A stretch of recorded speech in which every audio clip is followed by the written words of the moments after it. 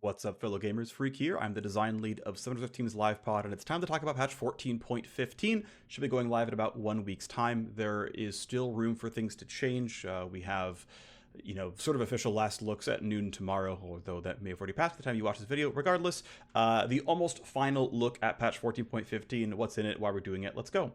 Up first, as always, I like to talk about systems changes overall because these have a pretty big impact on what the game looks like overall. So up first is a set of changes to AD carry items. Primarily, it's Kraken Slayer, Static Shiv, and Lord Dominic's Regards. Of course, this means that we acknowledge that this means the relative AD carry ecosystem is going to shift around this. Most on-hit champions tend to go Blade of the Ruin King more than Kraken Slayer, so champions like Kog'Maw and Callista will become more powerful, at least relative to other bot laners, of course, and Trinity Force users and Bloodthirster users like, or Collector, Samira, Draven, Ezreal, like these are all champs who are going to get indirectly stronger. But essentially, we have... I'll talk about it more later, but essentially we've been power creeping items a fair bit, and I'd like to reverse that trend. And so I'm happy to start knocking down some of the overperformers. For the ones that are actually overperforming and they're getting overpoached, or they're kind of like running over the game. Now, what's interesting is some of this was something that I had been nudging toward, which was, okay, let's go give AD carries a good first item spike that they can feel good about, so that we don't have to backload quite so much damage into them by late game, because they'll have a little bit more early agency. I still stand behind that to some degree being correct. I think that's valuable to, in some cases, smooth out the power curve. The tough thing is, a lot of it is other systemic effects, things like Absorb Life and Fleet Footwork, giving a lot of AD carries the place where they're actually pretty good in lane anyway, because they can just take sustain runes, and then because they're AD carries, they just tend to outscale other mid laners. The degree is not super sharp. There's plenty of scaling mids who outscale things like Tristana mid, but that still exists, right? Anyway, the basic TLDR is we start taking some power out of items, and AD carries as a class are overall overpowered. This does not hit literally every single AD carry, granted, but generally going downwards here is, I think, a positive for League of Legends. And so we're starting with the one item spikes. This is going to generally open up more space to pick other first items here. And then LDR as more of an outlet for saying that anytime a team gets to pick a bunch of ADCs in the same team, that starts to feel a little weird, because you'd expect that stacking armor and stacking good tank items would beat them. And, my supposition is that LDR is so good that stacking armor doesn't really do anything. One other thing that I had leaned on that we ended up doing was we nerfed the anti-auto attack part of steel caps, which I think... if we were to redesign all the items, I think would be a good thing. Like, one thing I believe, though this might be wrong, is that there is currently an arms race in League of Legends items, and this means that you have to keep buffing and buffing and buffing to be competitive. So, for example, I think largely items like Cosmic Drive or Storm Surge or Void Staff, which are generally things that these are like bad AP items. I think those are pretty close to what a balanced item should be, but all the other AP items are better. But even better than those AP items is fighter and AD carry items. And so, that's the tough thing, right? Is we have some buffs for Storm Surge and other AP items later in the patch that we'll talk about, but it's in an ideal world, the way to buff Storm Surge is to nerf every other AP item, and then nerf every other item, even beyond that, to then get to a balanced state. That is, of course, a lot of work, but I think it's something that we should do. I think it's very valuable. I think it's correct for the game. But the alternative to that is mages aren't very strong right now, and these items aren't very good, so we're just going to buff the items, and then the arms race moves, right? And then we say, okay, well, here's items like Frozen Heart and Randwin's Omen and Plated Steel Caps, and they explicitly tell auto-attackers that they are weaker. And if we're ever in a state where auto-attackers are slightly weak, we're we should buff auto-attackers.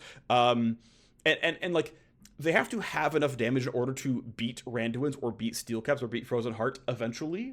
The game has to eventually end with champions dying. But the higher the defensive end of the arms race is, the higher the offensive end of the arms race has to be as well. But most people don't have those defensive items. So in a world where, and this would be a bad world, but in a world where, let's say, Steel Caps and Frozen Heart and Random doesn't exist, the level of armor pen, the level of attack damage that AD carries would need would be a lot lower, because they would never run into the tankiest tank they've ever seen.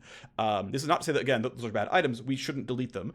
But the point that there can be an arms race is something that I think is pretty salient, and I think we need to unwind the arms race some. This is a small sort of push toward that, right? Which is, hey, here are some of the items that have been pushed the most. Like, we had to create Static Shiv as like so ludicrously strong just to keep up with Kraken Slayer and create choice decision here on any champ who wants AD into AS, that like Shiv is like very clearly an incredibly overstated item, but has to fight Kraken Slayer. Like, heads up, because that's the same stat profile or near the same stat profile, right? And that's rough. So anyway, we have a nerf to Kraken. It is actually a pretty small nerf for most champions. It is a 2% move speed nerf, but for ranged users, it is also 20% off of the on-hit damage. This will move Kraken from like 140% gold efficient to close to about 130 if you're going to like actually mouth out the full value of the item. I think one thing we probably slightly undervalued was that the different version of the passive that said deal more damage if they're low was almost always a strict buff, and so we just gave this item a better version of the passive. And though we took away crit chance and all these other things, like I just think we ended up in a world where Kraken Slayer is like really, really, really, really strong. And I think it's probably reasonable for a lot of fighters. Like, I don't have a huge problem with the degree to which Kraken Slayer is bought on champions like Yasuo and Yone. It's a really convenient AD AS stat package. And Bel'Veth and whatnot, and Kindred, that's all fairly reasonable. Of course, Kindred gets directly nerfed here, of course. But they've gotten so high that like it's time to bring things down, and so this is sort of the first step in doing that. And I think a lot of classes need to have weaker items, and we'll have to sort out the champion balance afterwards, but hey, that's going on. And then LDR, there's also a nerf to Mortal Reminder. LDR is losing 5% armor pen, LDR is losing Mortal Reminder is losing 5 AD, LDR is losing 5% armor pen. So LDR is slightly more nerfed than Mortal Reminder is, which I think is fine. But there's still a difference where LDR will have 10 more AD than Mortal, and Mortal gives you Grievous, and depending on how much you need Grievous, 10 AD is clearly very good. So I mean, we'll see, but that's, I think, roughly, you know, pretty reasonable right now. Anyway, so yeah, Kraken Slayer, -2 move speed, 20% less on it damage if you're a ranged user. Shiv is -2% move speed and 100 more gold cost. 100 gold is generally less power than 20% of this on hit effect. So Shiv is less nerfed than Kraken Slayer.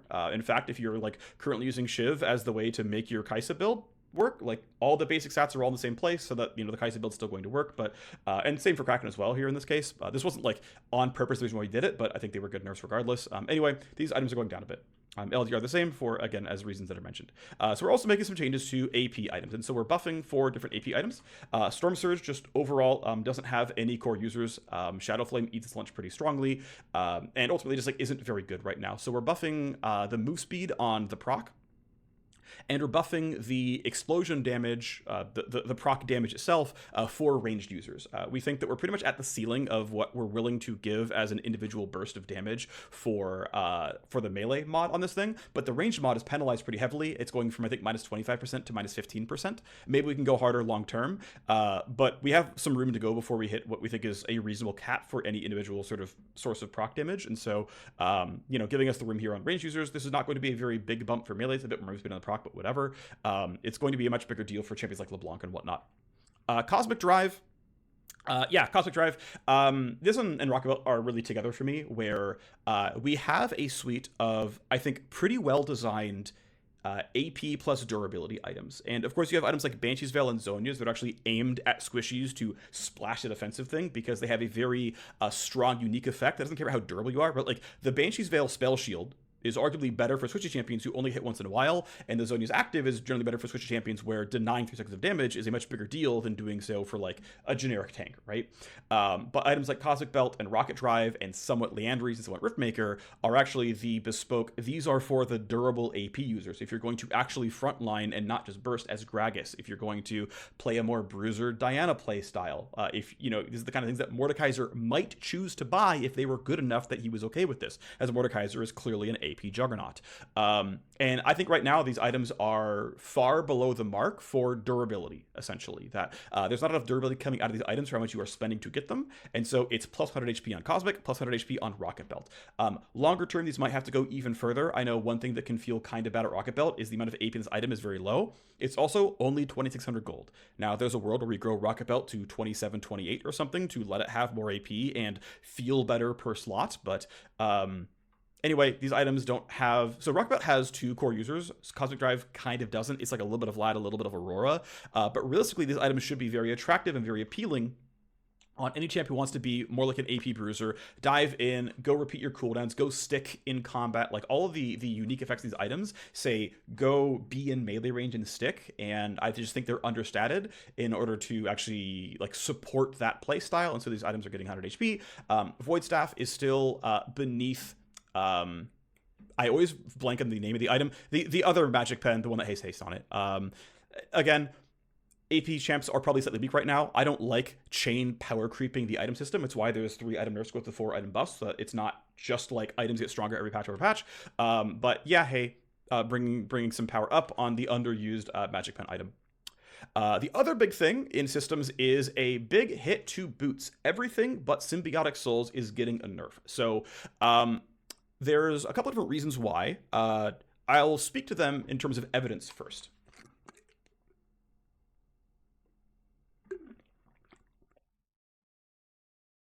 All right, well, generally speaking, instead of the evidence, boots 2 are very overpowered. Now, boots 1 are also very overpowered, but boots 2 are very overpowered.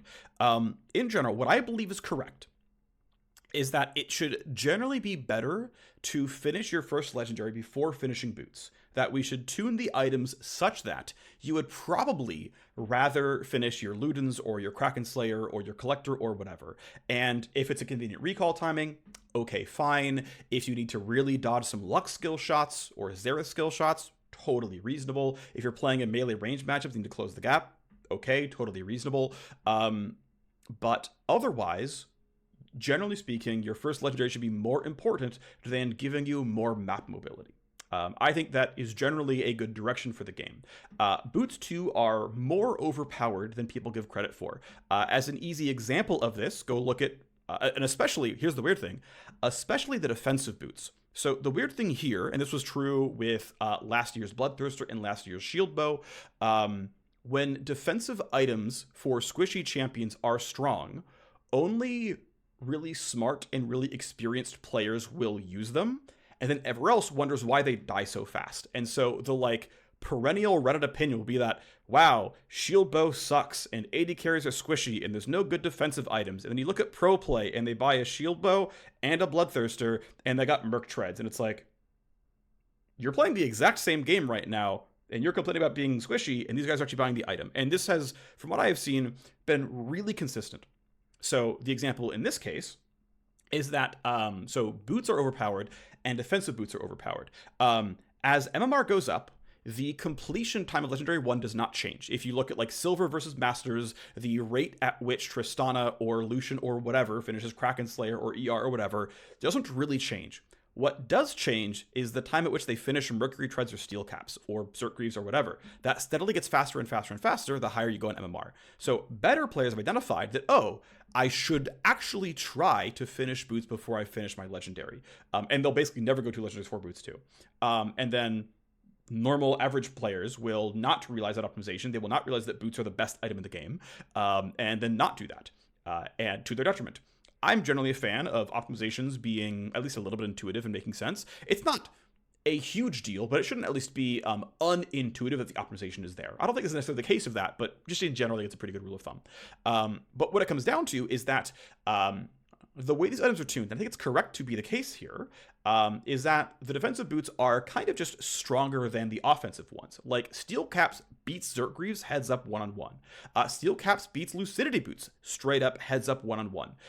Merc Treads definitively straight up beat Sork Shoes. Right on live right now, Sork Shoes gives 18 Magic Pen and Merc Treads gives 25 MR. So on the heads up, you just literally have 7 more MR than your opponent. Also gives tenacity. So if you're playing like Cinder versus LeBlanc, you should like literally always go Merc Treads. And keep in mind that Boots 2 is better than Legendary. So it's not even like Merc Treads loses to Luden's Tempest. Merc Treads beats literally everything. And so the good mid laners rush Merc Treads every game against AP, and Steel Caps every game against AD. And we're like, man, why aren't there any kills in pro play? Because they're smart enough to buy the best item in the game, Merc Treads. So of course there's no kills. Of course all that matters is that Azir can right-click the damn wave and not interact with their lane opponent so they can go scale into late game. The metagame that pros play is different from the metagame that we all play. Like, that's just true about League of Legends. Now, the idea that pros have a different metagame than regular players is not necessarily a problem. That's just going to be true. But when that difference creates what I would consider sort of like bad externalities, that's worse. Like, hey, regular players think the game has too much damage and they're too squishy. Pro players don't die often enough. Well, here's an optimization that only pros typically do. Merc treads in lane when you're a burst mage, because lane prio matters more. Well, that seems like a pretty reasonable solve, that we should do that. Now, to be clear, we should tune it such that if you're playing Ashe in bot lane and you're against Syndra Lux, Merc treads is probably still correct. That is still true, right? That is still true. But on average, if, you know, it's probably wrong to go Merc treads in mid lane now, when you're playing Mage versus Mage, just the 1v1, I think it's good if we move in that direction. And then the fallout around, well, how should we handle durability? How should we handle damage? We should solve it in a different way from having boots in a bad spot and having the like slot monetization in a bad spot. That's the tough thing, right? Is that on an individual case, like these might be in like going in a slightly wrong direction for a short amount of time, but as long as we're willing to commit to correcting the overall reasons why it's happened, then it's a good thing, right? And so it's sort of the opposite of like the steel caps change, where I think, you know, in the long term, it would have been correct to have not as much of an arms race of AD carry damage, but in the short term, wow, you know, AD carry has lost one more counter item. So there's some tough things to work out here. Anyway, TLDR, it's about 200 gold worth of stats being taken away from Merc treads and steel caps. In the case of steel caps, it's 200 gold more expensive, but it gets 2% auto attack block back. In the case of Merc treads, it's losing 5 MR and being made more expensive by 100 gold. In the case of Swifties and Lucidity, it's being 100 gold more expensive, and Lucidity is being nerfed by 2 Summoner Haste. Very minor extra hit there, but I thought it needed a little bit more than 100 gold.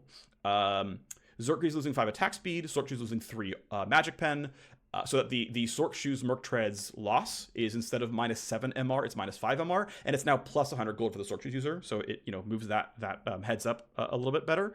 And then we are not nerfing Symbiotic Souls because it's kind of weak, and so as a relative item, you know, it's now the cheapest boot. That's the only 900 gold. No, Swifties are still there? No. It's the only 900 gold boot. And yeah, it's relative to other boots getting buffed, which I think is totally fine. Also, while we were here, we are changing to MR items. So one thing alluded to is that No Magic Mantle is being shrunk from 450 gold and 25 MR to 400 gold and 20 MR. Technically, this raises the gold value of magic resist, which, to be fair, I think is actually reasonable to do. But it means that suddenly all the MR items just gain gold efficiency, XD. But anyway, we're adjusting to other MR items. Generally speaking, didn't want to buff a bunch of other MR items right now because I think mages feel a little bit weak. And so just like, yeah, Merc treads are weaker, and we didn't really buff all the other items just yet. Like, have fun. If we swing too hard, we can always bring power down. It's not a huge problem. But like, if mages are OP, great, we can bring down the top end of items that are crushing all these other items that aren't getting purchased, right? And we can, you know, bring down whatever we need over the course of time to like get the game to a better state. That's totally reasonable, right? You know, like maybe we should, for the next 6 patches, always try to nerf the 4 best items in the game and use that to bring our like systems to a better shape, or do it all in patch. I don't know, but like in general, something I believe. So regardless, Wit's End. This is actually more of a subtle change. It's changing the on-hit scaling to be purely linear from 8 to 18 instead of scaling really hard from like 8 to 12 and then tapering off and then scaling like 2.5 damage per level. The reason why we're doing this, and I made this change here, was the old Wit's End had 40 flat AD on it. So if you rushed Wit's End first slot, you had 40 flat AD. The old Wit's End, by the way, had linear scaling on the on-hit, so it was like 45 on-hit damage when you bought it at like level 8 or whatever. And so you had a like 50 MR item that gave you 40 AD and like 43 on hit damage, and it was so much power with 50 MR and functionally 85 damage on right click that you immediately beat every mage. It was immediately lane is over. There's no counterplay because, you know, doubling your MR from like 47 to 97 meant that you were just no longer interacting on a damage frame, and getting 80 damage on right click meant you just got to stack check people. Wit's End, though, no longer has 40 AD on it. And so the fact that that is there means Wit's End is a completely non-viable first item slot. I don't think it should be a super common first item slot, but it's like a complete trap to buy it, but the item exists, and that seems wrong to me. And so it's bringing up the early game on hit damage. It is technically not really buffing the late game on hit very much, but it's also like off by 3 on hit damage in most cases, so it doesn't really matter. The point is that it's a substantially better first item rush if you want it, if you're playing fighter into mage. It's a very niche scenario, but it exists. The other, though, is actually a pretty big swing on Abyssal Mask. So a few patches ago, we moved Abyssal Mask to not scale its aura based on gold income, and instead be the kind of thing, by being priced at 2,500 gold, that a support tank might want to buy, or a low-income tank might buy to support the team. And at the time, we were really, really worried about it like choking out itemization structure and being really, really strong. It's why we added it to the Void Staff item list, and it's why we were kind of shy around how much to buff it by putting it only 20% MR shred. Of course, as we were cautious, it doesn't have that many users yet. It's like a Mumu buys it 10% of the time, and he's like number 1.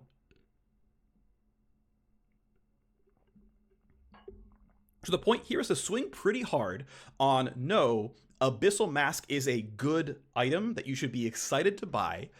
And I think what would be really cool, and maybe this will be wrong long term, but it would be really cool if the like default best comp in League was 2 magic damage dealers and 2 physical damage dealers. And keep in mind that like items like champs like Sejuani are 50-50 and also low damage, and like Rel support, Leona support, Nautilus support, Nami support are very, very low magic damage dealers. So like these are 0.5.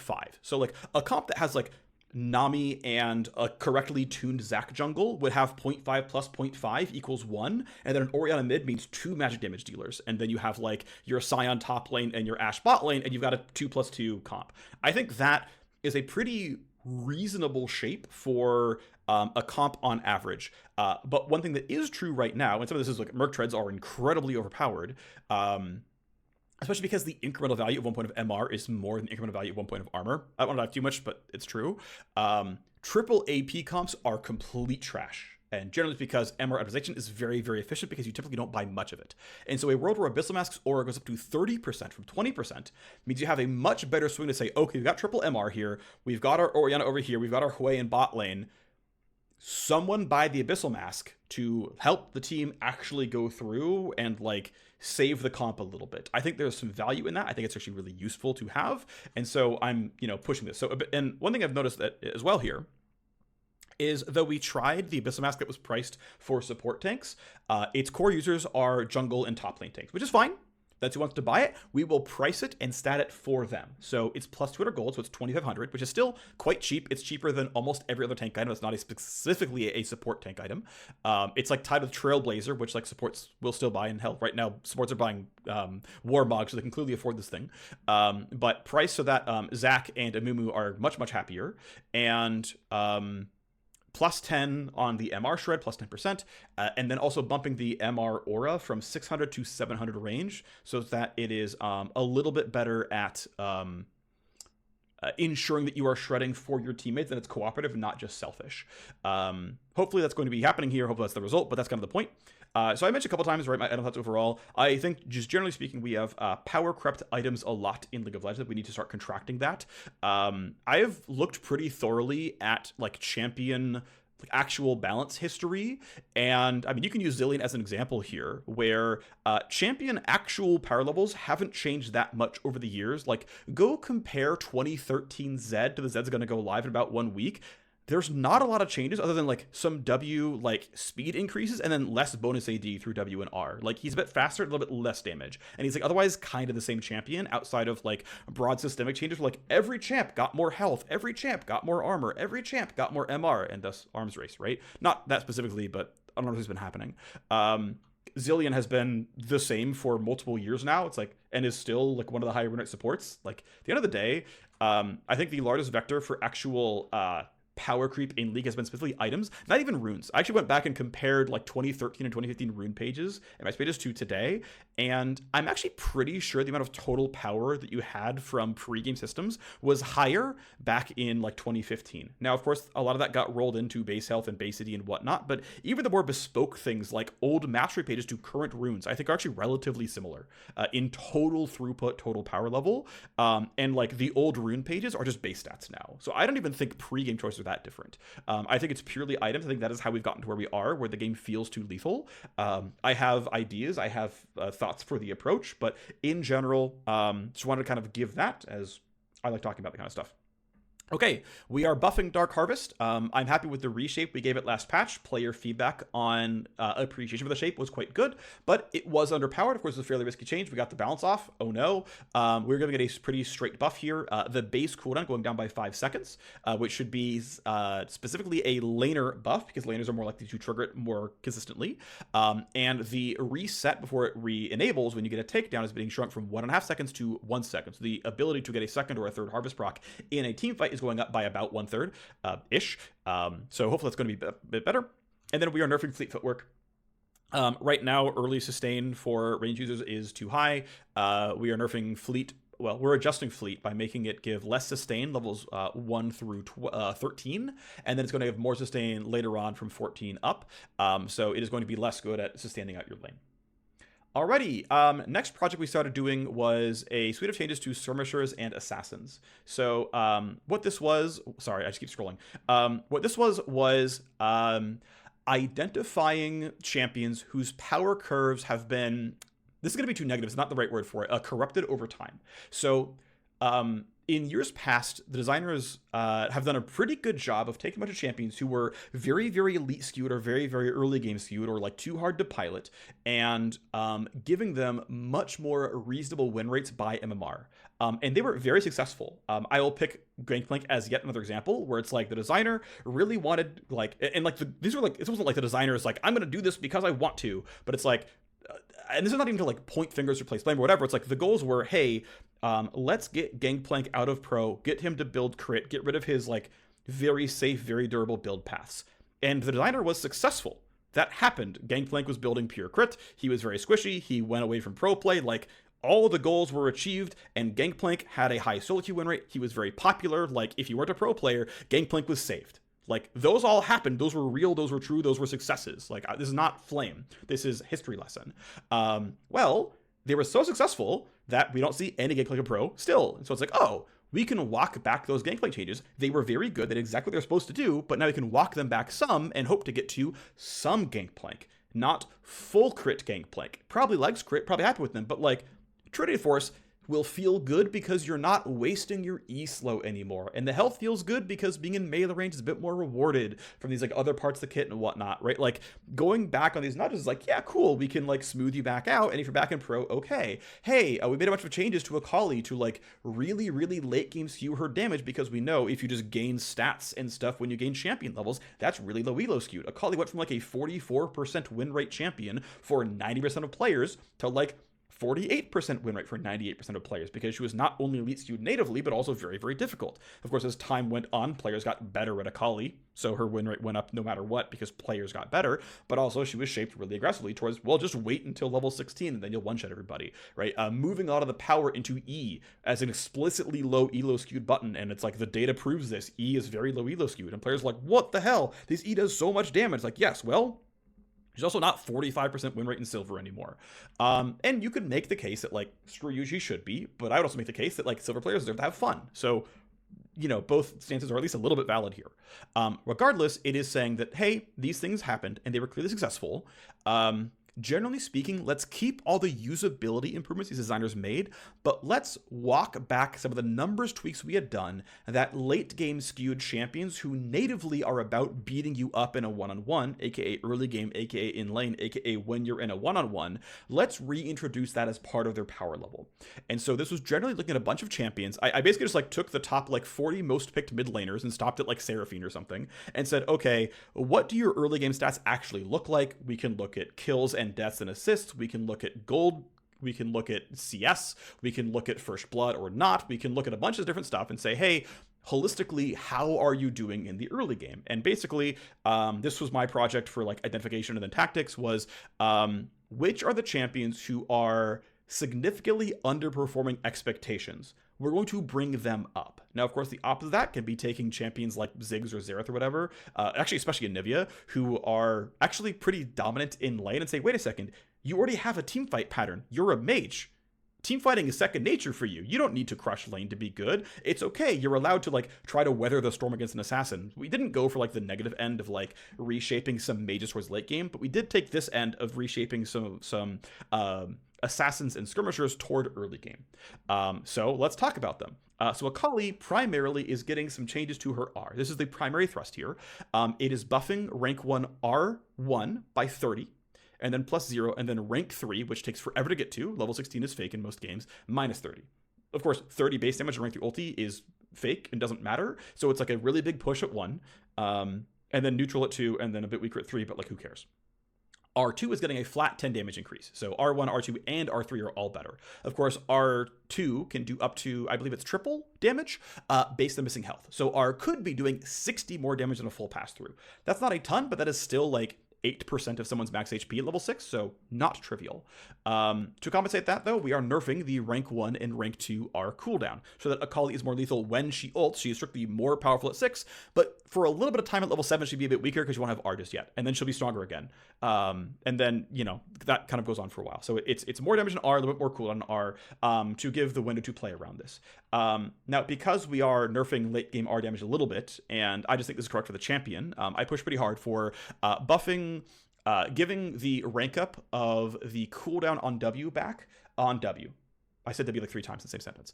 Ultimately, this is a spell that has basically no rank up incentives, and so it's kind of a lame way to have no late game because your last match just has nothing on it. It's not that Akali is expected to max W second and she never will and no one's ever going to think they're supposed to do this. But just going in and saying, hey, this is a button that like should at least get some extra usability by late game. Like, yeah, the duration goes up a bit, right? So like there's something there, but getting some duration and some cooldown I think is a positive, especially if the cooldown doesn't actually tick until the duration is done. So she actually loses cooldown by working this ability up. Like that all kind of didn't quite sit right with me. And so here, like, you know, something like a nominal to make your late game feel better without having to just like completely backload the ultimate. There were a bunch of other changes I had tried like a while ago, and none of them quite worked out.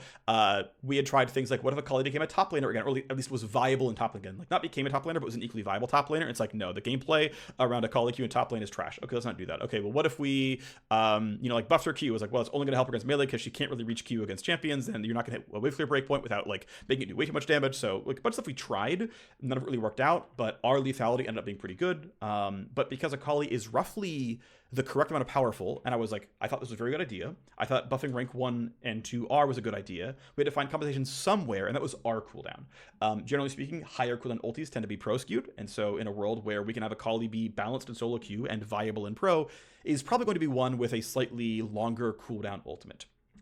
We didn't end up nerfing rank 3 ulti. We could. It would probably also have really good effects here as well. I'm generally a fan of slightly raising ulti cooldowns in League of Legends. That said, I don't think it's going to be remotely correct to spend time investigating all 170 champions and manually tweaking every single cooldown for like a small incremental like game improvement, when I think the correct choice is more like my brain is AFKing, sorry.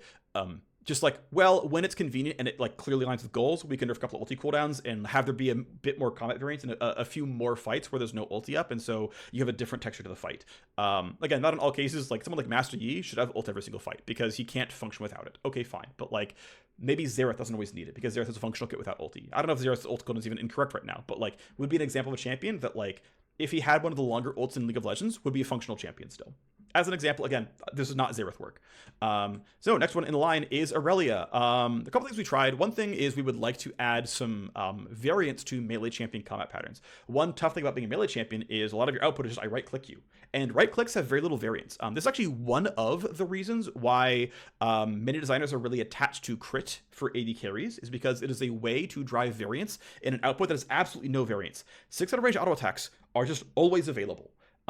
Now, I think Kog'Maw W is clever. I think Vayne R is clever. I think Silverbolts is clever. I think, you know, just having buffs in general that have uptime and downtime are clever because they're ways to drive variance in the AD carry space to say, well, for these 7 seconds or these 6 seconds or these 5 seconds or these 4 seconds, you're really, really strong. And then that falls away and you're not as strong anymore. And if we're in a world where we like, let's say we nerfed every AD carry item by 20%, but we made sure every AD carry steroid made up for most of that, you would suddenly have a lot more combat variance for AD carries. Like for a fairly similar net power level, you would have a lot more combat variance, and you'd be like, oh, okay, Kog'Maw, just press W. All right, Buster Shot, disengage, wait 3 seconds, re-engage, huge power spike. Now, of course, Kog'Maw already is kind of like this. His W is a huge amount of his power. But like a lot of champions aren't like that. Especially if the steroid's not doing a lot of heavy lifting and power level, then you don't get that combat variance at all. So crit can drive that, short duration combat buffs can drive that, energize theoretically can drive that. The problem is that's just first auto is good, and then you just are a marksman, so that one hasn't been great. For melee champions, it can be harder. Regardless, Aurelia passive is a really good way to drive variance. Aurelia passive is not always on, and so a world where a lot of Aurelia's early dueling is from her passive, and you'll note that last patch buffed Aurelia passive to say that when the passive is on, she wins stat checks. When the passive is off, she loses stat checks. Generally speaking, as a shape, pretty smart. But this is basically to say, all right, let's have Aurelia have a shape that we are more willing to support, which is that she should need to be a little bit more aggressive to play out League of Legends.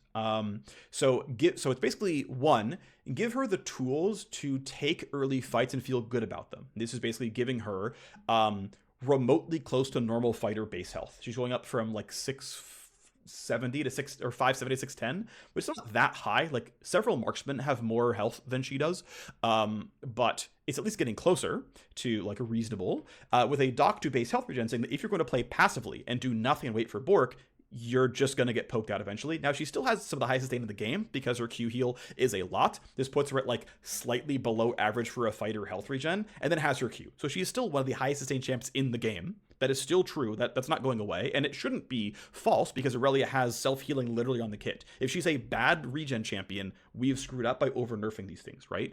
But she doesn't have to have literally the highest, like, one of the highest base health regens plus the Q. She can have a slightly below average plus the Q, and then still end up being relatively high. Because now, wave access is more of what dictates your success in your laning phase, right? Not only for the self-heal, but racking your passive up. And then you have the base health to sit there and say, I've got my passive, let's go. I am more willing to say on full passive, take the fight, go brawl, right? So again, these are like pretty small, but like that is the logic behind the reshape here on Aurelia. Sylas is a little bit different here. It's more of a reshape towards making like a more AP bruiser, like diver sized Sylas a reality.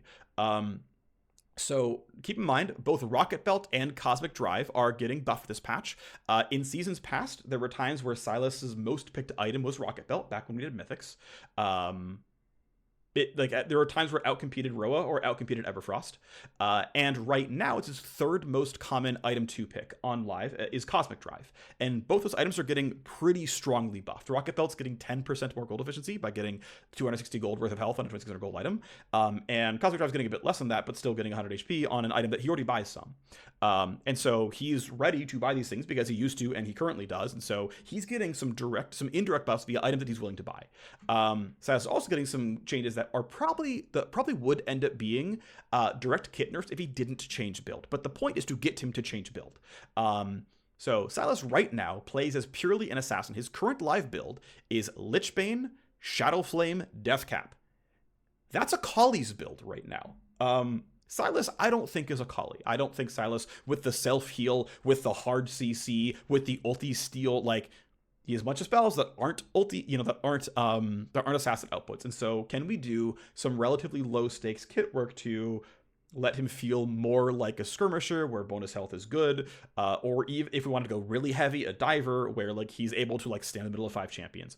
We're not going that hard. That's not the goal, to be clear. So what's going on here? Okay, well, Q is getting a small reshape. The cooldown is going down by 1 second, which means more Q casts. And then Q2 is going down by 10 damage. Now that means Q1 is strictly buffed, so his ability to be like, I'm having a very good game, I'll throw out Q poke, that is lightly stronger. The rank up setup on Q is slightly better because going from 10 to 6 is better than going from 11 to 7 as a percentage. So it slightly buffs Q max, like relative to other abilities. And it makes Q1 a slightly larger portion of his power budget by being the one thing in this kit that wasn't nerfed. We are then nerfing AP ratios in every single thing but Q1.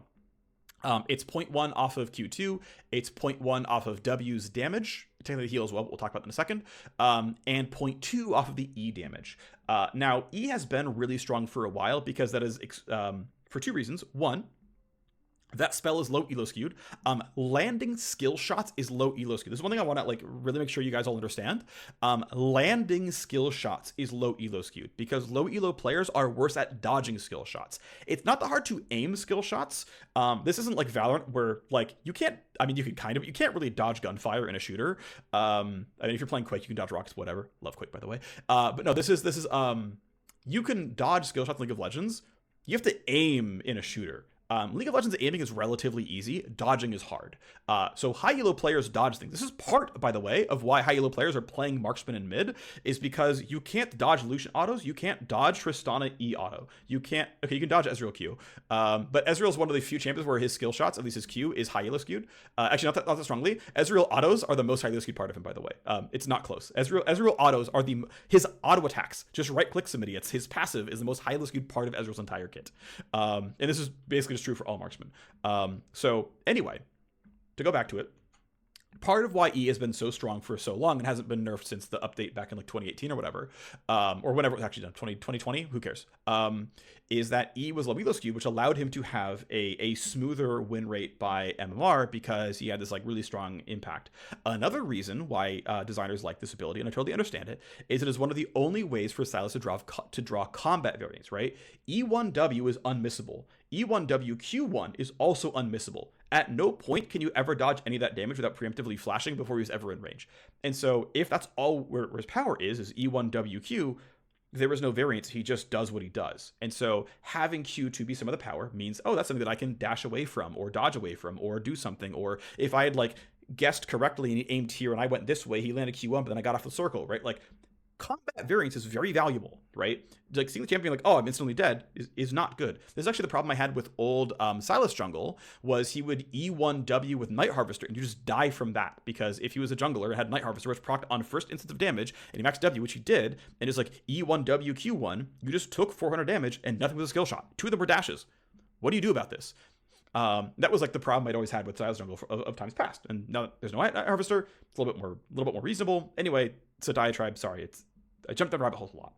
Anyway, by nerfing AP ratios in general, and nerfing them equally, not just, harping only on Q, not just only harping on E, rather, this ends up being a bit more spread out. This also says that, we're nerfing ability power ratios, not bases. This means that the relative value of haste goes up, right? Now, Cosmic Drive versus Shadow Flame is tilted more toward Cosmic Drive because that 25 haste suddenly starts feeling a lot better compared to, that item has 40 more AP. Well, that 40 more AP has, 0.4, 0.5 lower AP ratios attached to it. That 25 haste, same base values are all there, by the way, right? There are almost no base value changes aside from Q, but that's compensated for the cooldown change. So that's kind of the point here, is to be like, hey, let's make sure his appetite is correct for wanting haste and not just flat AP. Because the fact of the matter is, his core build is functionally 0 haste, right? It's just pure burst, which I don't think fits the combat pattern of this champion really at all. It's land E instantly dies the gameplay, right? That's not great. The final change, though, is to really push it home, is putting, and again, we could do this in a different way by just like making sure that the mage AP items with health on them were good, but I think telling champions, hey, you like this stat, by the way, is good, right? There's nothing that feels ham-fisted about champs having ability power ratios. Even though ability power has almost 0 intrinsic value, your mage is like, I have AP ratios. I'm going to buy this. My spell's going to be good. No one's like, I can't believe Riot maybe build this ability power stat. It just works. I think giving champions and saying, hey, your durability output partially scales with a durability stat. You might want to buy some durability stats to go along with your damage stats. And we're just going to make sure that we make items that have both these things. Like if Sylas could only ever buy Deathcap, Lichbane, and Randuin's, he would feel like trash. But he has Cosmic Drive and Rod of Ages and Rocket Belt and all these things that like give him both stats, and I believe that makes those items feel good. I go back to the Aatrox changes that went live a few patches ago, which gave him a health ratio on E and like super juiced the healing back on the R to the old highs. And the early survey data, before they even played it, players were like, wow, this is the exact kind of change I want. I want to be this giant monster drain tank, like, not an assassin. That's not why I play Aatrox. I want to be huge. I want to be big.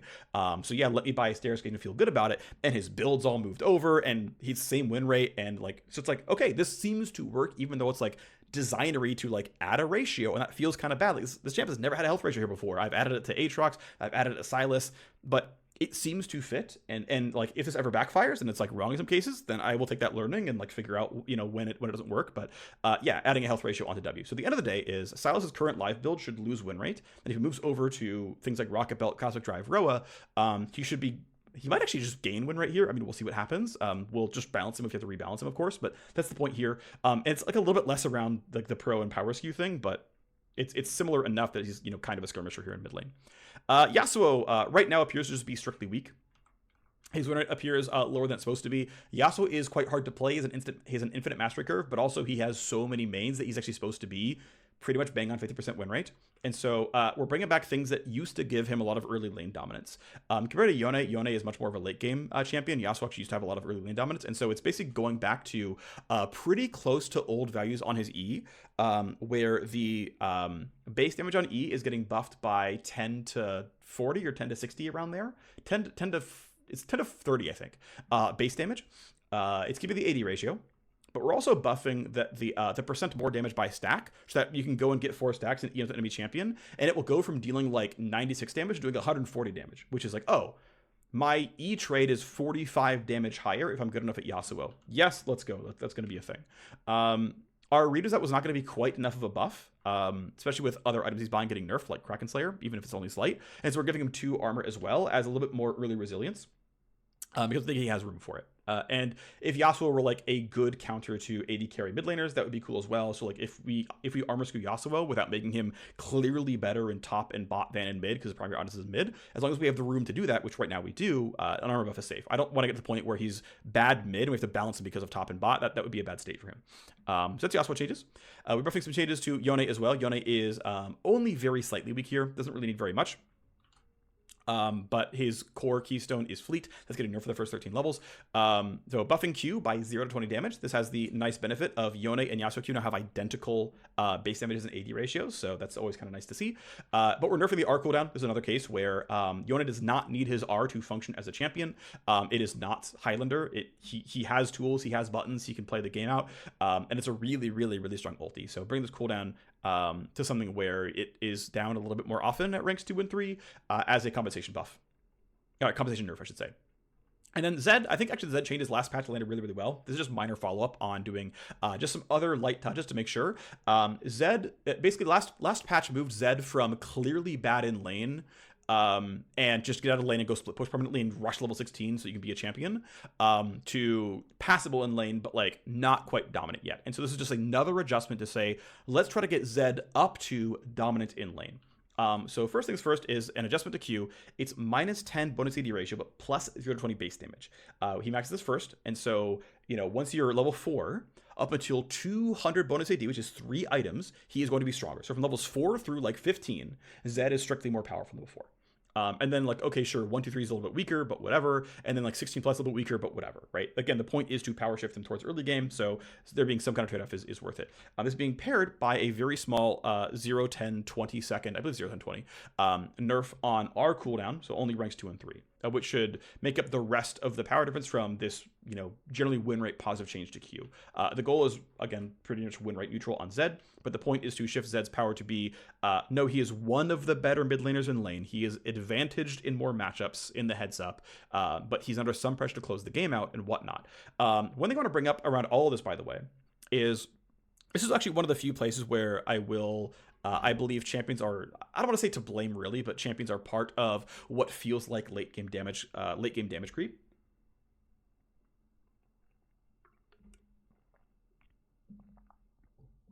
Which is that shifting champions toward late game is a really effective tactic for making them better in lower MMRs. And so especially for some of the harder champions who are, very difficult to play, we'll tend to see a lot of innate elite skew.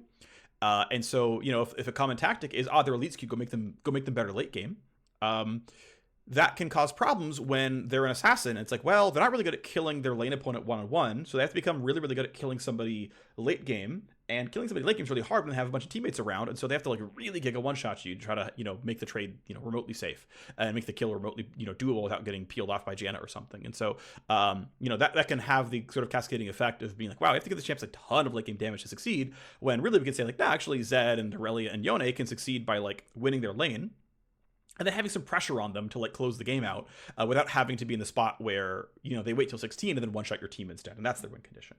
And so it's kind of a light touch here where it's like, yeah, if these champions aren't innately supposed to be good team fighters, don't force it with a bunch of numbers. Just like make that be how their kit works. That's fine. And, this is to compare with other champions where I think it has worked totally fine. Just in general, right, this is not one size fits all, but I think in this case, it's reasonable to shape them towards early game. The final one, of course, not a skirmisher or an assassin, but this is moving Cassiopeia's mana around. So we are pretty meaningfully buffing the mana pool for Cassiopeia in the first several levels, we are straight up lowering the E mana cost at all points in time, and then we are softening the mana cost rank up penalty on Q and W. This ends up meaning that Cassiopeia gets about 20% more spell casts in the early lane, and then this ends up being roughly power neutral in terms of like total casts by late game if she doesn't buy any mana items at all. But of course, because she does buy mana items, this lowers her need to buy 2, and it means that players will be probably a little bit more willing to go only Roa or only Seraphs, and then go ahead and go into Riley's or Leandry's right away. Because right now, Cassiopeia kind of spikes on 3 items because she needs Roa and Seraphs, and then has to actually get Leandry's or Riley's out, and then she's a real champion, basically.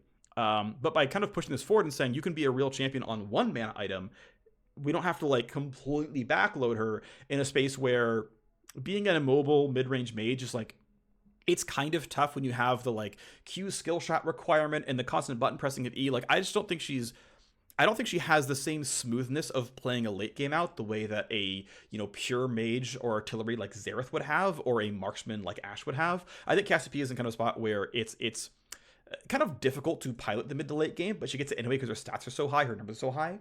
And so the point here is to actually, one, it's actually to lower her win rate some. She's currently statistically overpowered, but not very popular. And I believe the cause of this is that she doesn't feel functional enough in the early game, and her game plan is just wait.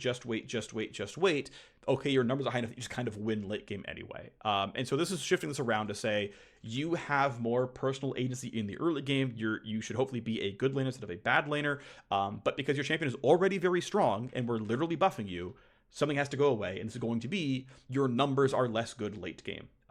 Just straight up, your numbers are less good late game. You don't Astro scale with ability power quite as hard because, hey, you've actually got some tools for your laning phase. And so here's the suite of champions. Silas is a different exception here of like, here are champions that we're trying to shape towards early game because, you know, I think these champions function meeting their actual kit lines up with being better in the early game than they are right now. Some of them should be probably, you know, some of the best early game champs of the game. Some should at least be neutral instead of where they are now. And so moving up the bottom end of early game champions that are mid laners. Okay, we then have a bunch of miscellaneous champion changes. Aurelion Sol was overbuffed last patch. Then changes are still in flight, so I don't know what they are right now. But the goal is about minus 1% or so win rate. He gained 1 to 1.5 based on how you look last patch. So try to bring that back down because, yeah, it ended up being... Ended up being, you know, too much power, and we weren't trying to give him that much power. Aurora landed, I think, pretty well overall. She's certainly a bit overpowered, but that's, you know, to be expected. You know, she launched at like 44% win rate day 1. As of today, she's at around 49% win rate for the average League of Legends player. In high elo, she's already above 50. She, of course, has to lose power, right? This champion is overpowered. Our read right now is that she's not going to have a like substantially more win rate by day. Compared to someone like Hui, who took a lot longer and took a lot more win rate gain. Skarner is also actually quite difficult and had a lot of win rate gain over time and also really significant elo skew. Aurora, we think, is going to be less severe than those two, and so we're not swinging super hard here, but I think the goal is around minus 2%. First off, there's a lot of manual QOL around spell buffering and whatnot, which should make her feel a lot better to play. There's some QOL around the Q2 recast speed and making sure that it now cannot miss the first target. So, of course, the strict power up is going to make her also feel better as well. There's a QOL change to her W, which is going to make her break invisibility on launch attack instead of on starting the attack. And so you can't like right click the move and then break out of it and like lose your stealth without launching an auto attack. So she'll be invisible for a little bit longer, but again, it's going to feel better for Aurora. And then some nerfs, right? So the W cooldown is being nerfed by, I believe, a flat 2 seconds. The E dash speed is going to scale with her move speed. So I believe it's going to be a weaker dash in the early game, and then a slightly faster dash in the late game if she gets bonus move speed. This will also scale with her passive. I forgot to write it down. Passive MS nerf. We're nerfing the move speed on the passive. I believe it's a AP ratio on the first stack, and then further stacks require AP to break even with where they are right now. So it's going to, I believe, take down some early game off of Aurora and make her a little bit slower. And again, that's going to kind of cascade in with the E dash, where the E dash is going to scale with move speed, and so the passive and the E are going to interact, which is going to be a buff in some cases and nerf in other cases. And then our base damage and our AP ratio are both going down. As another nerf to Aurora here. One thing that seems to be true is that Malignance might be her best in slot first item. The designer would like that to not be quite so true, and so direct R nerfs makes ulti haste a less valuable stat, and so maybe we see a little bit less of that item. Next is Shyvana. Shyvana has been really good for a while, but no one knew the build. And then as of about 6 days ago, her pick rate skyrocketed and her ban rate is going up and to the right in almost a straight line. She is OP. She's even about 50% win rates in Diamond Plus. This champion is incredibly low elo skewed. And so in a world where we do balance the game for more than just master tier players, 55% win rate in Silver Shyvana is not okay. That is on the high side, right? Like that's kind of not reasonable. So basically, the goal is to take about 1 to 100% win rate off of Shyvana. The goal is not to make her change builds, but it is to allow her the space to maybe explore some of the other AD builds, while still probably making it that Shojin into Liandry's Riftmaker is probably optimal, right? We're not trying to change that. That's fine. It's a cool build. She's buying kind of the right stats. She's dealing plenty of damage. She's not completely one-shotting you off E, like, reasonably okay here, but again, the champion's like 55 in silver. That's kind of not okay. So one change is actually moving the total AD ratios on E to bonus AD ratios. We're compensating base damages where needed to make this not a huge impact here. Also acknowledging that she rushes Shojin for a slot, doing the math, acknowledging that she's actually getting AD on her first few purchases, and that these higher bonus AD ratios are actually going to not even be a nerf for a while. It's not until she goes into Liandry's and Riftmaker and whatnot, where finally the fact that she doesn't level scale because it's not a total AD ratio is going to take up for everything else, and also the small AP ratio nerfs for the same thing. Was nerfing E1, E2, and E3. E3 is the dot on the ground to make those make more sense. There's also a small tooltip fix to the E. So the ground zone was hooked up. It technically lasts 4.5 seconds, and it ticks every half second. And on like the pool like existing doesn't deal the first tick of damage. Like it explodes, and then after 0.5 it'll start taking damage, which means she ticks 8 times, which is all very reasonable. That's all correct. That's how it's intended to be, right? Is that it lasts for 4 seconds. You're supposed to deal 8 ticks. That's all above board. However, the calculation for her tooltip was hooked up to the actual duration of the pool, which is 4.5. And so her tooltip would say it deals, 9 times the tick rate, 9 times the tick damage, but it's actually 8 times the tick damage. And so I just add an extra variable in her files to say, hey, here's the one for the tooltip. It's 4, not 4.5. Okay, in we go. And now the tooltip. So you will see 10% damage off of E3. It's a tooltip only change. The damage is unchanged. It's still 8 ticks of the damage. But when I was like trying, I'm like, hey, these numbers work correctly. And I'm like, this did 600 damage. Okay, divide by MR. Hold on, my tooltip says 850, but this is doing 800. Wait, why? Okay, and then I like buy a bunch of NLRs. I'm like, okay, no, it's not. It's like the same ratio. What's going on? I dig into it. I'm like, we're doing the math wrong. Okay, cool. So this has probably been alive for a while, but tooltip fix. Skirmisher, the ESEC is gone. Yeah, it took me a while to find the right version of this, but found it. Skarner can no longer grab champions that he is not facing. Now, to be clear, facing is 180 degrees. If you are right here, he will grab you as long as you're in the circle. It is a circle that is offset from it's like the middle of where his claws go because he plays an animation. The circle is set here, and the circle has a radius, and it reaches out to the front and to the sides and back. But that circle would reach behind him, and so he could just backwards E people, and someone back here would get grabbed, get teleported to his claws, and he would go grab them. By saying he must be facing, it does the check and say, but are you facing them? You can no longer backwards E. It just was a very clean solve. I tried a different version, which was I would create a very small circle, and then 2/10 of a second later, I would create a larger circle, and then 2/10 of a second later, I would create a larger circle. And this would mean that in most cases, I could not grab someone behind me, but it would do really weird things around I'm used to the muscle memory of grabbing the red buff here, and I walked past it because I saw a small circle even though I was facing it, but I was off to the side a little bit, and it was that's really janky. We could do it, but this kind of sucks. And then I realized, we can just do a facing check. It's actually really easy. It's not hard at all. I had to do a little bit of rescripting because now instead of just checking when you enter the circle, grab, it's when you enter the circle, check facing. Okay, but now I have to keep checking though, because if you ever get in front of me, I need to check again. And there's no check when moving in front of me while in the circle. I just have to check the circle constantly and then say, okay, when you enter the circle, check right away. And then every tick, check everyone in the circle. Am I facing one of them? If so, grab, move. So I had to rescript a little bit. It wasn't that hard.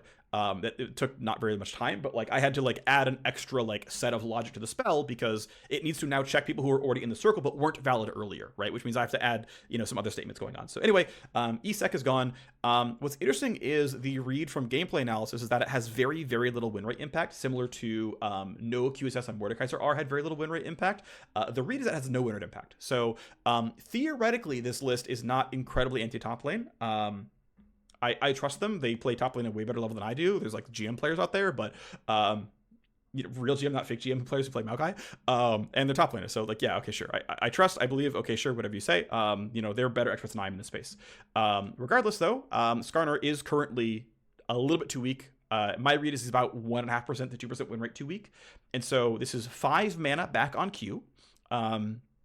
Now that Q is not quite so heavy and he's not quite as strong of a laning tool, we can start to walk back a little bit more of his laning tools and give him some more button presses since Q does less damage now. And it's also just buffing his health growth up to be a bit more normal for a tank. Now keep in mind, base health actually factors into both the W shield and the E damage. This actually has more throughput than it would on, let's say, like Azir or even Sejuani uses max health for her W. Azir or like Ornn or something. Like Ornn doesn't really care what his base health is. Like none of his skills like look it up or something. So Skarner probably cares a little bit more than the average champion does about this. Again, goal is about 1.5 or so, but without the backwards E should make the laning phase against Skarner feel a lot better. He should feel better about not as quite as punishing of a mana cost. And okay, great. Varus, we probably should have buffed in the previous patch, but we're doing it now.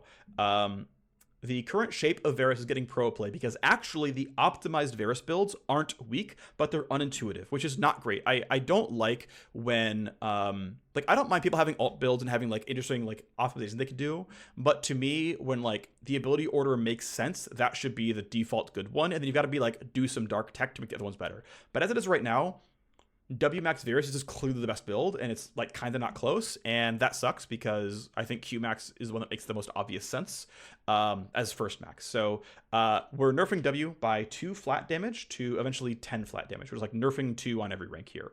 We're compensating that directly right away with 2 base AD. So level 1, level 2, level 3 Varus is the same champion. The difference is level 4 through 9 Varus has 8 on hit damage less if he's doing W max, and so he should probably move back to Q max.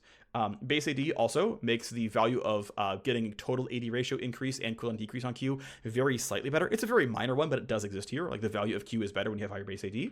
And then it's just bringing up the things that we took down out of sort of an abundance of caution. So the minion attack speed buff, the base values are going back to the old values of 10, 15, 20 at 1, 7, 13. The bonus attack speed as AD and AP is still there. The other change is we are substantially buffing the passive buff on champion takedown. The attack speed is going from 40 to 50%. The attack speed cap break goes from 2.73 to 3.0. So it will break. It will more than break the AS cap of the passive buff itself. So if you like got a bunch of Rage Blade stacks or whatever, like those will now actually suddenly count. I still believe that we should have some kind of like fairly firm attack speed cap to just like keep champions sort of under control and just not give that much attack speed overall in the game. But hey, here's Varus, the champion who prints attack speed sometimes in somewhat uncontrollable ways and is like explicitly told to build on hit right now. Sure, for now you can have this and you can go up to 3.0. But it's also substantially buffing the AD and AP on takedown from 15% AS to 25% AS, which should be a very big deal. I think this actually have quite a bit of output here. But overall the point is that in solo queue, people get champion takedowns a ton. And also in bot lane, you can turn a champion takedown into killing another champion. And so we expect this to be like pretty heavily bot lane skewed and pretty heavily solo lane skewed. And it's actually why I like wanted to keep the champion takedown passive much stronger was I thought this would actually be a pretty good solo queue versus pro play lever because pro play often will get 0 kills at 10 minutes. And in solo queue, that never happens. So that's kind of a change there. And this is a very minor one. This is just story time. The patch is basically done at this point. But there's a change to Zyra in a tooltip fix. So Zyra is a very old champion. Her passive is all kinds of, I don't want to call it spaghetti, but her passive is all kinds of weird stuff going on. So Zyra, when her passive initializes, basically when she spawns the champion, she has about like 800 lines of script that denotes a whole bunch of coordinates on the map. Some of which are for Twisted Tree Line. So we can comment those out, of course, but like it's really trivial to like set some coordinates on a table. But we could do it. It would like save a little bit of memory on this champion. Anyway, that's a ton of coordinates and then uses those as like preferential seed spawn locations that are like, ah, yeah, like here's a really good choke point around bot lane, like here's the choke points around red buff, like here's the valuable brush in this lane and that lane and that lane, and so the seeds should try to spawn near those locations because they're better seed locations. And so congratulations, this is why like Zyra passive plants will heat seek brush a lot of the time and will heat seek walls a lot of the time because they're like spots where they're going to be harder to path around or whatever. So all intentional choices, you know, made by the designer who you know made this Zyra passive. Now the way Zyra passive seeds spawn is instead of hooking up to her actual passive cooldown, which would be, maybe the tools weren't there, I don't know, I have no idea. But the way Zyra passive actually works is, this was in her character script, I moved it into her passive. It's like 50, and every level subtract by 1. What this means is, every like server update, not server tick, like every update, which is like about 4 times a second, decreased by 1. When it goes to 0, if I'm like not in a brush or whatever, like if I'm ready to spawn a seed because like, I'm not like trying to hide, so don't give it away if I'm in brush and hiding, but like if you're ready to spawn a seed, then go spawn a seed and then go back to 50. And then every quarter second tick down. When I go to 0, spawn a seed. And her passive would say, hey, right before you spawn that seed, right, we've already entered the logic, like we're going to go spawn the seed, but what I want you to do is take that number, multiply it by 0.25, add 0.75, and make that my passive cooldown. And that ended up lining relatively closely to what her passive cooldown was. Up until this patch, that was how the visual cooldown indicator of her passive worked, was it just multiplied the number of ticks by 0.25, added 3/4, and then set the cooldown. Now that was not the tooltip. The tooltip was coded its own way. But that was how the visual passive ticker was done and how seed spawning was done. I did not change seed spawning. I changed it a little bit. When I did the Zyra, like the first Zyra jungle updates, like late last year, I said, okay, well, we shouldn't store that 50 in her character script in the scripting. We should at least store it in her passive in something we can at least label like Zyra passive ticks. It's not great, but I'm not restricting this ability right now. So it's 50 and it decreases by 1 per level. And then when she levels up, she like references that number and looks it up again. So if you wanted to say like, actually, I want Zyra to like spike at 6 and get way more seeds, we can change it from like 50, 59, 58, 57, 56 to like, you know, 50, 49, 48, 47, 46, 30, 29, 28, 27, 26, 12. Yeah, like we could just do that and then it would just work like out of the box. Cool. Okay. That's a, you know, a sustainability update. Congratulations, whatever. This patch, I updated it to say, okay, there's some weirdness because it doesn't quite line up, and it irked me that it like didn't quite line up. So like one thing I changed in the previous patch, by the way, because the ticks didn't really quite work right, and because the tooltip only gave it to you in like, you know, increments of 0.25, I was like, okay, I'm going to like make a tooltip variable, and I'm going to line up that tooltip variable to like the actual sort of correct like cooldown based on what I know. And so I said, okay, well, it's just going to be, you know, 1/4 of whatever that thing was, go. And it was like relatively accurate, but all that was the text. Like it again, never changed the indicator. That was never different. It was just the text. I was like, well, let's make the text a little more accurate. Let's have it, let's show you 1 decimal point because it does scale by champion level. Like I've noticed like on the unofficial league wiki, it's like, at like level 1, it's this, at level like 12 it scales by 1 second, at level 18 it scales. Like that's not how it works. Like I've seen the scripting, no it doesn't. And so I'm like, I put the numbers, I'm like, here it scales linearly because it scales linearly, and I'm going to show you a decimal so that like if you play Zyra and you look at this, you're like, it's 7.3 seconds now, good to know. Like let's give players information, right? Like that's useful, right? I was like, here you go, it's in plain text, but at least it exists. Okay, great. And that annoyed me, so I'm like, you know what, last patch 0.14 just went live. I did it again. I was like, you know what, these don't actually tick in quarter seconds, right? They tick in like 2.67 seconds. So like, let's do that actually, right? Let's go up to the numbers and say, actually what it's going to be is 2.67 and then scale down to this number. And then that's going to be pretty accurate. Like now, like, even though we only changed it by like, ultimately like 1/4 second on just the text of the tooltip, hey, at least a little bit more accurate now. Okay, great. You know, we're telling a slightly more truthful statement to Zyra players. Isn't that nice? And then this patch is like, you know what? But we're still setting your cooldown ticker to like whatever the number of ticks for the buff is, times the number that's actually not even quite accurate, because we're like adding 0.75 at the end to like make up for the weird loss. I'm like, that's lame. Let's not do that. And so I like actually mathed out like, no, how long does it really take? I like basically went into her scripting and said, okay, I need you to take the game time when you spawn, and then take it again next spawn, subtract, and then show me the actual numbers here. Like, what is it actually level 1? What is really happening at 1? What is really happening at 18? Because I know it's not actually, 1/4 the number of ticks plus 0.75. And so I got new numbers. Okay, bam, plug it in. I'm going to plug it in. Her passive tooltip is now going to say like 13.8 to like 6.1, whatever the numbers actually are. I don't remember. It doesn't matter. And then I looked at it. I'm like, you know what? Actually looks wrong. Now it looks buggy because then what I did is I said, okay, now actually just fire the cooldown indicator, and the cooldown indicator is now going to be based on the numbers I actually fed you.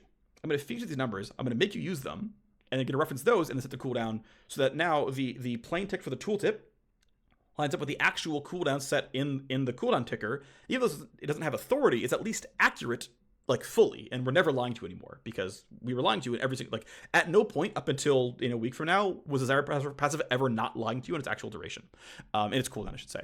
So I was like, okay, let's try again. Now, 2 more bits of weirdness here as we keep going. So 1, it looks buggy when you never see your cooldown actually finish for like a little bit, because like most regular spells have a 1/4 second cast time, and so my belief is like players actually intuitively want to see that icon for a 1/4 second as like I'm casting it now.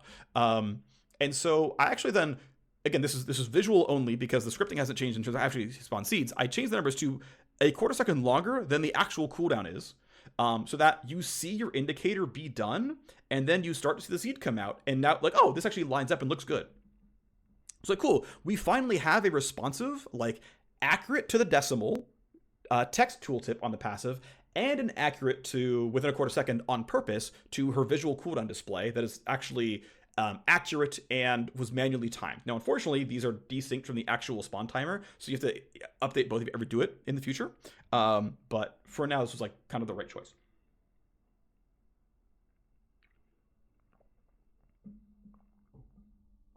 Obviously, a proper rescript would be use time as your actual indicator here for the passive, but I haven't done it.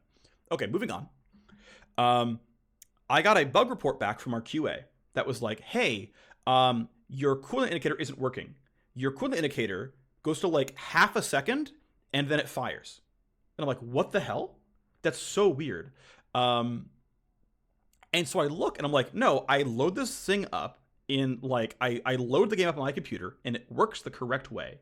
And they sent me videos. They sent me a video from our work in progress 14-15 build and a video from live.